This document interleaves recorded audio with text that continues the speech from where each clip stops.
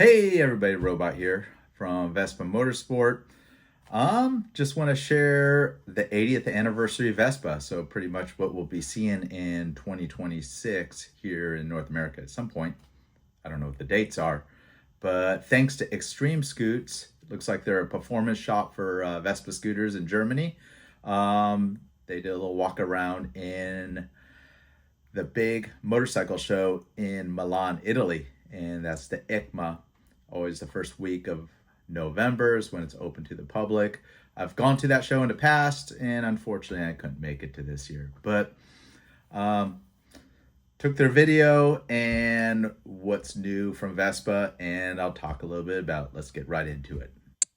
So here we have the display for the 80 years of Vespa. Pretty new green color onto a Primavera tech. Not really much change there.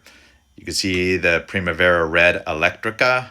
The only thing that's changed in the last year is they do have a removable battery. There's a GTS tech.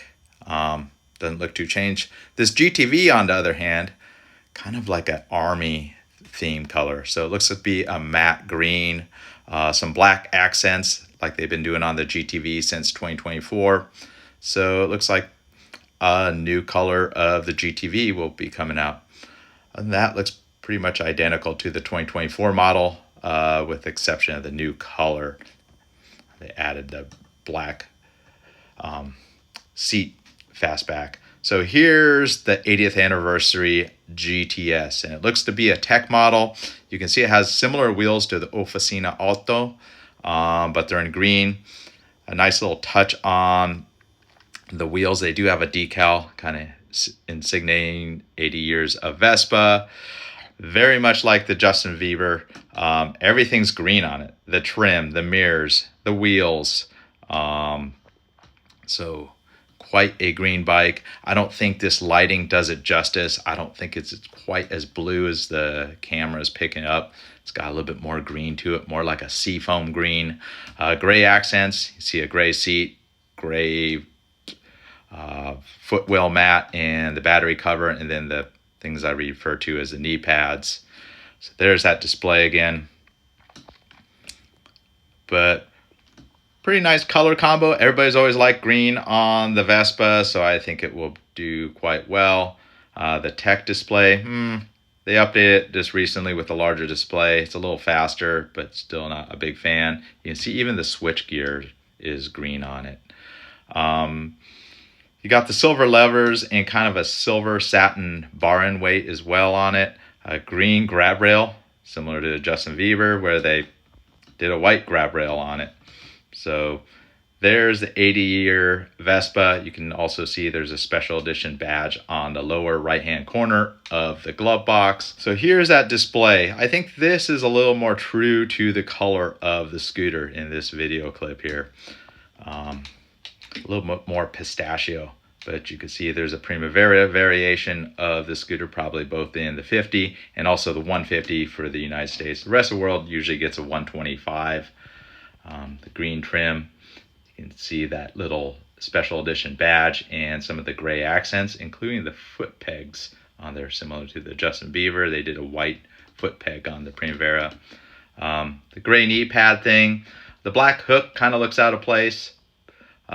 Looks to be the tech model because it's got the keyless and probably has the full instrument. I think there's actually a new style display that's for the standard models coming soon.